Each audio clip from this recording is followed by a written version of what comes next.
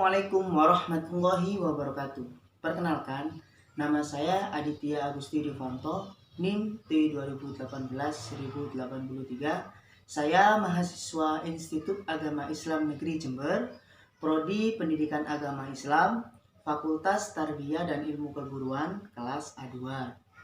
Saya di sini mengampuh mata kuliah pembelajaran terjemah Al-Quran yang dibimbing langsung oleh Bapak Rofik.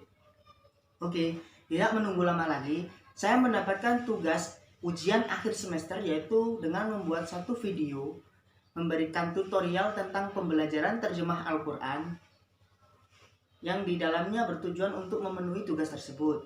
Maka saya di sini akan memberikan satu tutorial pembelajaran terjemah Al-Quran. Saya mengambil contohnya dengan Quran surah Al-Ikhlas ayat 1-4. Oke, tidak menunggu lama lagi, kali ini saya akan membagikan tutorial bagaimana cara saya melakukan penterjemahan ayat Al-Quran. Saya di sini mengambil Quran surah Al-Ikhlas ayat 1. Ya. Di sini saya sudah menyediakan beserta ayatnya. Saya akan membacakan terlebih dahulu ya. Bismillahirrahmanirrahim. Qul huwallahu ahad. Nah, kita masuk yang paling pertama yaitu menentukan i'rabnya terlebih dahulu. Nah, i'rab itu penting bagi penterjemahan karena i'rab ini adalah bagian awal atau orientasi dasar sebelum kita melakukan proses penterjemahan ayat Al-Qur'annya. Oke, i'rab. Di sini i'rabnya. Di sini ada beberapa sub kata. Ada kul, huwa, Allah sama ahad. Ya. Di sini yang pertama yaitu ada kata kul. I'rabnya yaitu ini sebagai fi'il amar.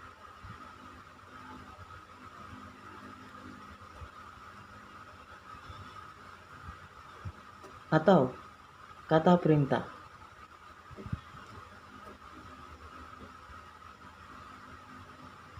Nah, i'rabnya sudah kita ketahui bahwa kul ini adalah fi'il amar, merupakan kata perintah. Ya. Setelah itu kita mengejak kepada arti. Ya. Arti dari kata kul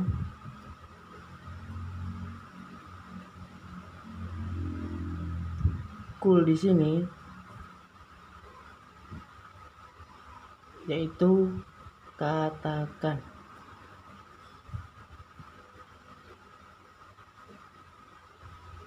Bisa dibacakan ya? Maaf kalau tulisannya jelek.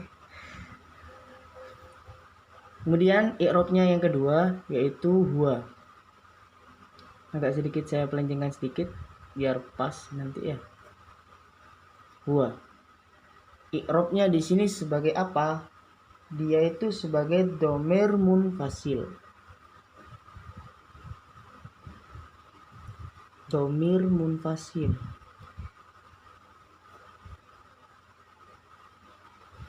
Atau bisa sebagai mubtada 1.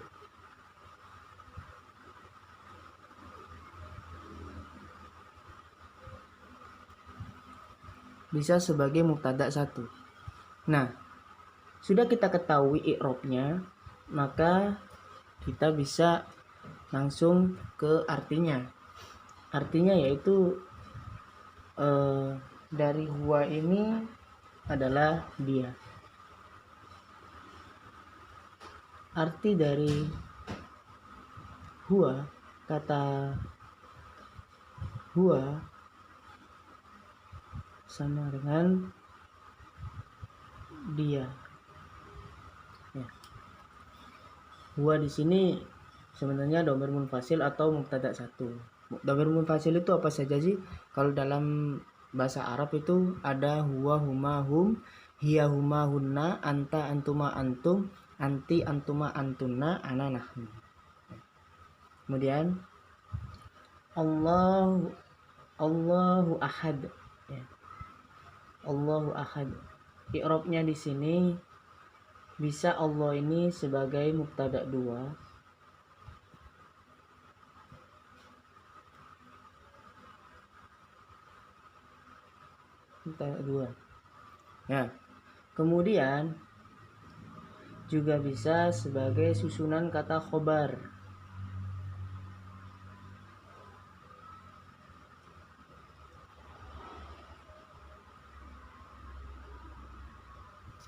Dan artinya Allahu Ahad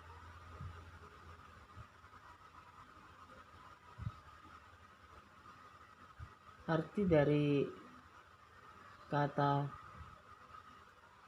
Allahu Ahad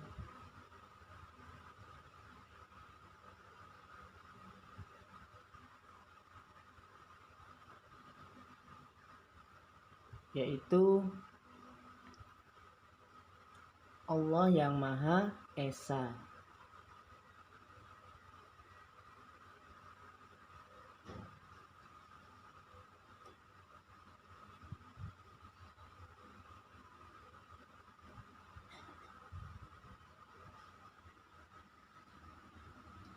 Kita masuk ke tutorial Quran surah Al-Ikhlas ayat yang kedua, yaitu di situ saya sudah menerangkan Allahus Samad. Ya. Oke. Allahus Samad. Kita tentukan juga i'rabnya terlebih dahulu ya. Yang pertama di sini Allahu, i'rabnya sebagai mubtada.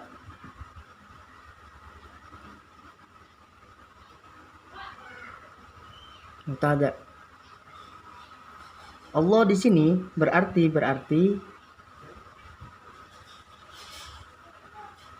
lafaz Allah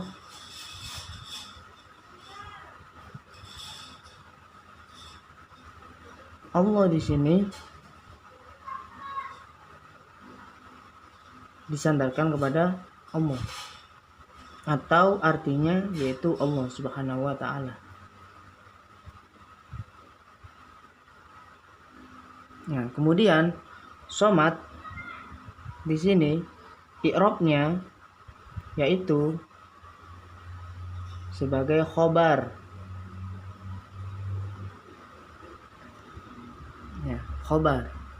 Dan arti dari Somad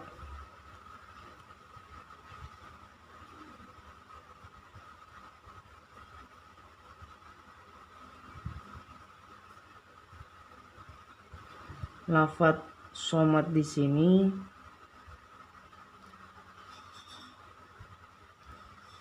sini yaitu tempat meminta segala sesuatu. Ya.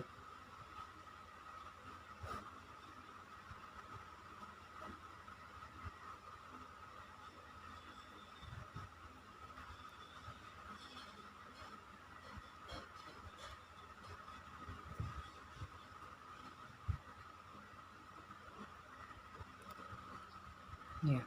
Jadi gini, Allahus Somad kita temukan terlebih dahulu i'rabnya, yaitu ini adalah mubtada kedudukannya. Kemudian dari mubtada ini akhirnya kita bisa menentukan bahwa lafaz Allah tersebut artinya adalah disandarkan lagi kepada Allah Subhanahu wa taala. Kemudian as-somad di sini dalam i'rabnya yaitu ditentukan dalam bentuk khobar kedudukannya. Dan arti as-somad di sini saya menggunakan kamus Al-Munawwir sebagai bantuan saya untuk menerjemahkan ayat Al-Qur'an sebagai bantuan. Kemudian di sini ternyata as-somad di situ ditujukan artinya yaitu tempat untuk meminta segala sesuatu. Oke, kita lanjut ke ayat Al-Qur'an selanjutnya, yaitu Quran surah Al-Ikhlas ayat 3. Di sini lam di sini tadi kan i'rabnya sudah saya tulis yaitu huruf jazm ya, huruf jazm. Kemudian setelah i'rabnya sudah ditulis, kemudian apabila kita ingin menerjemahkan ayat Al-Qur'an, maka di sini lam di sini masuk ke dalam satu kriteria metode tamyiz. Nah, lam di sini ternyata ketika kita indikasikan ke dalam metode tamyiz, di sini lam di sini masuk ke dalam golongan metode tamyiz kelompok 3 masuk ke dalam golongan metode tamyiz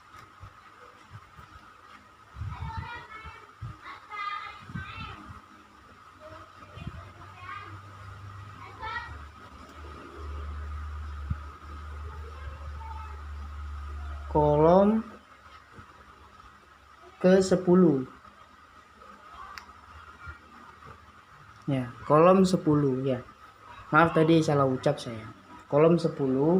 Kemudian di sini adalah lam yahzum. Lam yahzum. Lam yahzum. Ya. Di dalam lam yahzum di sini memiliki beberapa saudara. Di antaranya saudaranya ada lam yang artinya tidak,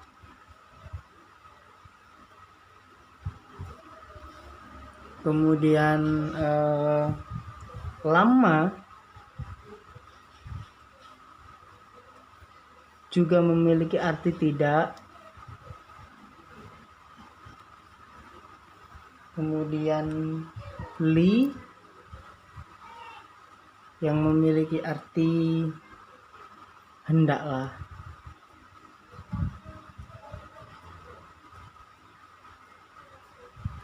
ya, hendaklah. Kemudian fal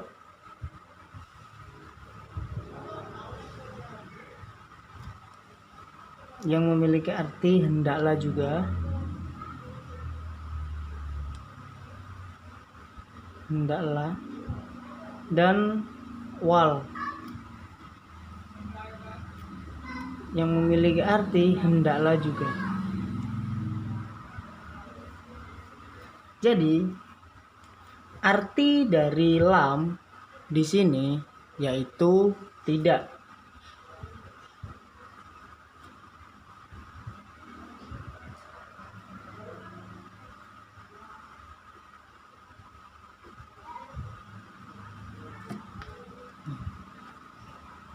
Kemudian yalid.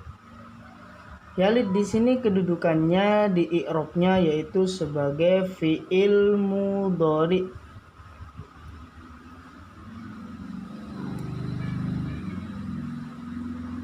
Fi'il mudhari. Ya, fi'il mudhari. Kemudian wawunya di sini masuk ke dalam i'rabnya sebagai huruf athof. Huruf athof. Nah, setelah huruf athof, kemudian wawu di sini ternyata juga masuk ke dalam kriteria kelompok tamyiz, yaitu kolom ke 13. Al-atfu.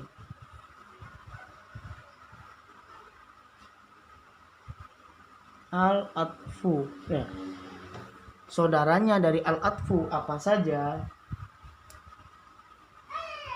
Di antaranya saudara-saudaranya di sini ada wa yang artinya dan, kemudian au yang artinya atau, kemudian am atau,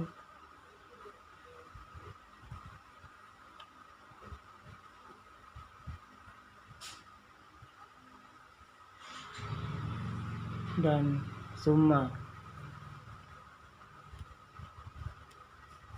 Maaf ya, ini saya sebutkan sepengetahuan saya saja. Jadi kalau ada kekurangannya saya mohon maaf.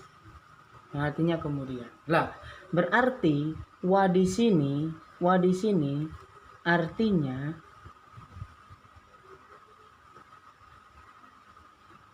dan. Kemudian untuk yuladnya di sini yulad memiliki arti beranak.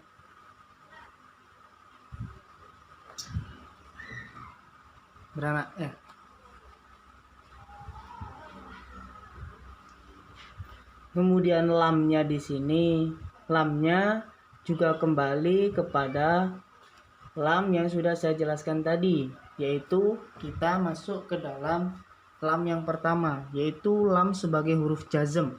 Kemudian setelah huruf jazm masuk ke dalam golongan metode tamyiz, supaya kita lebih mudah untuk menerjemahkan ayat Al-Quran tersebut. Ternyata lam tersebut masuk ke dalam kelompok kolom 10, yaitu lam yahzum.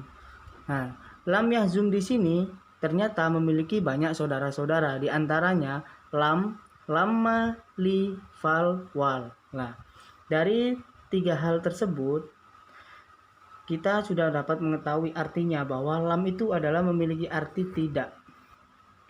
Ya. Kemudian yulad.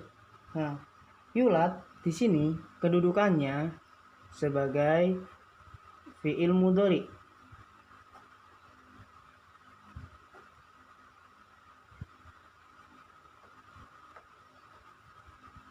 Kalau yulad di sini berarti adalah anak, ya, beranak, ya. Kemudian kalau yuladu di sini juga sebagai fi'il mudhari, akan tapi dalam bentuk kedua. Maka artinya adalah diperanakkan.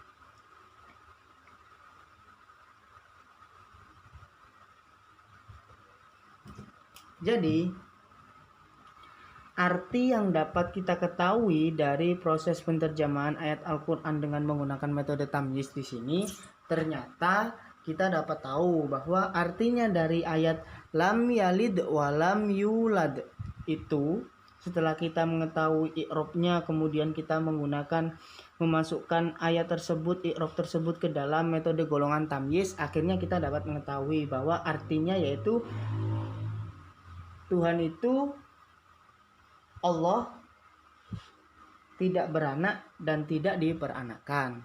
Atau juga bisa kita artikan yaitu, ya menurut saya seperti itu, Allah itu tidak beranak dan tidak pula diperanakkan, ya.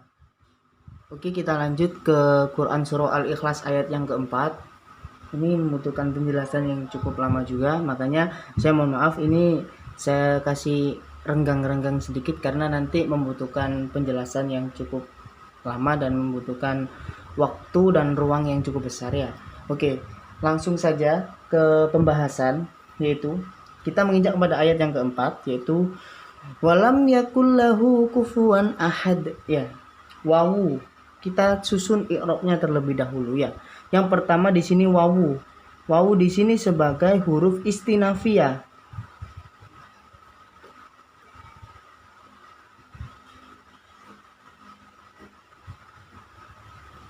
Huruf istinafiyah itu apa sih? Huruf istinafiyah itu adalah kata sambung ayat, kata sambung yang ada di posisi awal.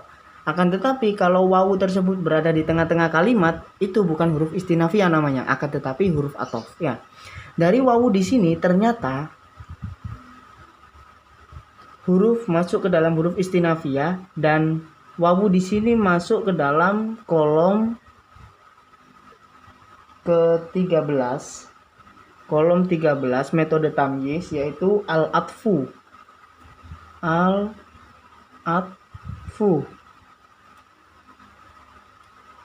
Nah, memiliki saudara-saudara apa saja di sini, termasuk wa yang memiliki arti dan, kemudian fa yang memiliki arti maka,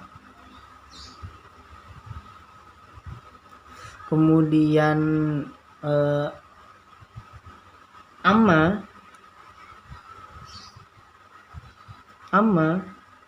yang memiliki arti adapun, dan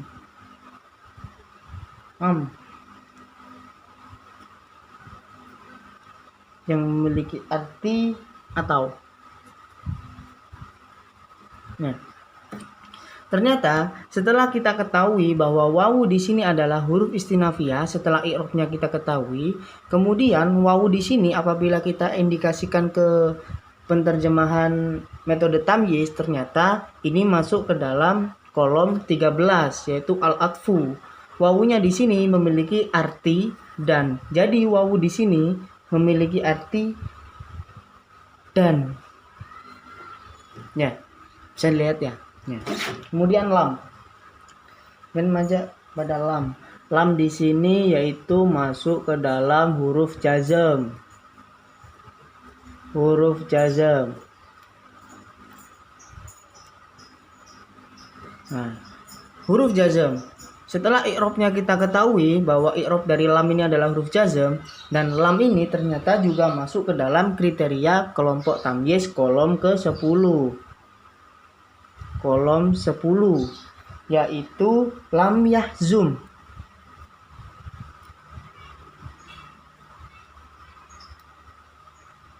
Lam yahzum. Ya, dari lam yahzum di sini itu saudara-saudaranya apa saja? Saudara-saudaranya yaitu lam itu sendiri yang memiliki arti tidak. Kemudian lama yang memiliki arti tidak juga. Kemudian apa lagi ya? Li yang memiliki arti hendaklah.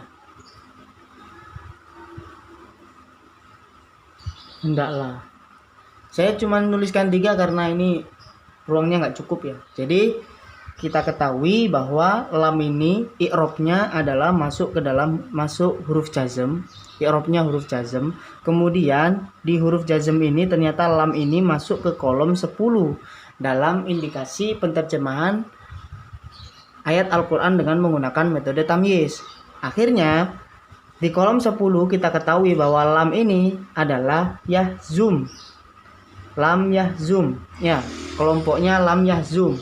Kelompoknya lam yahzum di sini itu apa saja? Ada lam, lamma, sama li, wal, sama fal.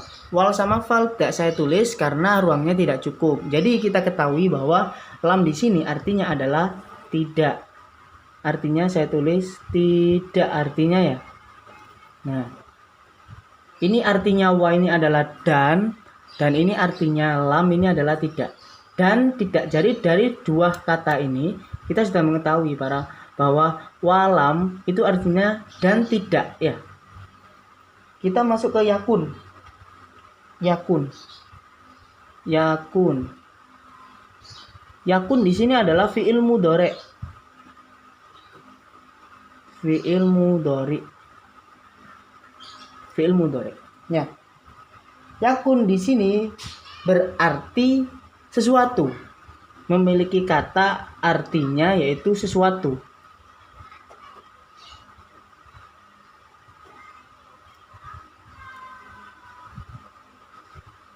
Nah, jadi yakun di sini adalah bentuk kedua dari fi'il mudhari. Bentuk kedua di sini adalah fi'il mudhari yang akan dilakukan. Makanya tidak ada artinya adalah sesuatu yang. Nah, ini artinya sesuatu yang ya. Kemudian la-nya di sini. La di sini masuk ke dalam i'rabnya huruf jar.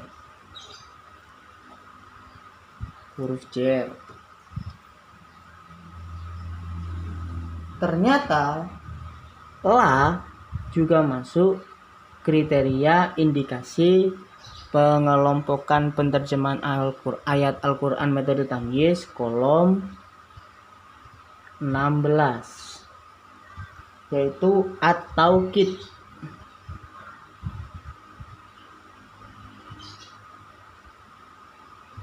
At-taukid.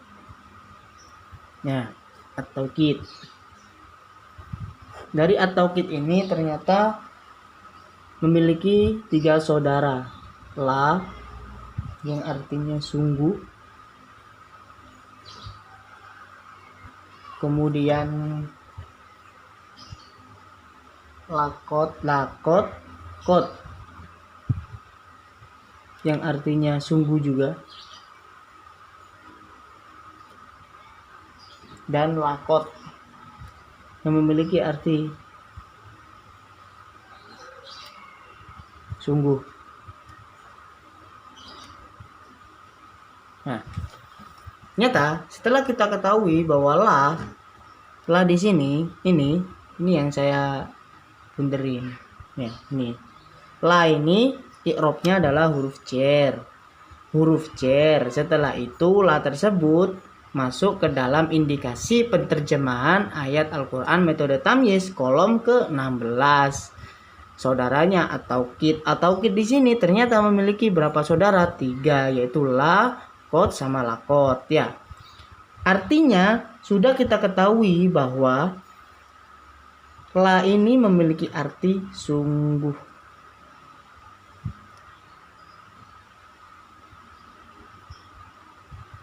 Ya. Dan tidak ada sesuatu yang sungguh. Dari keempat sub kata sudah kita ketahui bahwa walam yakullah, dan tidak ada sesuatu yang sungguh. Hu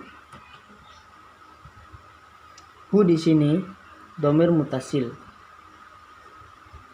sebagai domir mutasil. Nah, domir mutasil itu apa saja sih? Seperti yang saya sebutkan tadi loh. Huwa, huma, hum, hiya, huma, hunna, anta, antuma, antum, anti, antuma, antunna, ana, nahnu. Hu ini kalau menurut sepemahaman saya, setelah saya belajar juga ke teman-teman saya yang di pondok, hu ini kembali kepada Allah ya. Jadi dan tidak ada sesuatu yang sungguh setara dengan Allah ya. Hu domir mutasil. Kemudian kufuwan ahad. Kufuwan ini sebagai khobar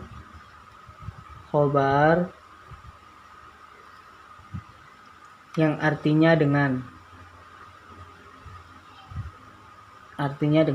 Nah, ahadun ini adalah isim ya. Jadi ini ahadun ini adalah Allah yang Maha Esa kan tadi kan, qul huwallahu ahad, Allah yang Maha Esa. Jadi hunya ini sama ahadun ini ada relevansi bahwa dan tidak ada sesuatu yang sungguh melebihi kekuatan dari Allah yang Maha Esa. Itu arti setelah saya memperterjemahkan ayat ini dengan menggunakan metode tamyiz. Mungkin itu saja tutorial yang dapat saya berikannya. Untuk selanjutnya mungkin bisa disertakan di kolom komentar, atau komentarnya atau tulisannya gimana atau kurang gimana nanti bisa disertakan di kolom komentar ya. Dan semoga ilmu yang saya berikan ini dapat bermanfaat bagi kita semua. Amin ya robbal alamin.